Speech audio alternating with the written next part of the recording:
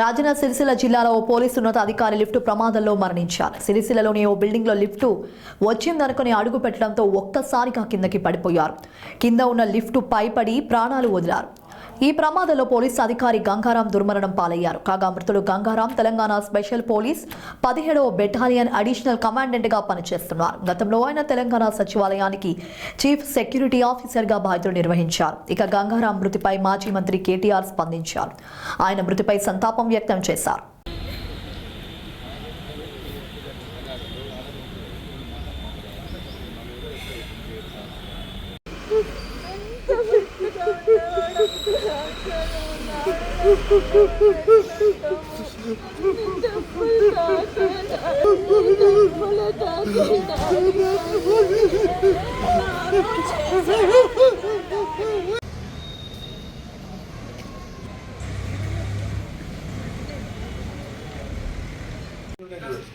Gate తాళం తీయలేదు. ఒకసారి మా ఆమె చూస్తాను. ఆయన మనం ఒకరు మనల్ని పంపే ఇప్పుడు తాళం పోలేచి ఆయన దగ్గర ఉంటుంది. ఇంతకుముందు మనల్ని పంపు మన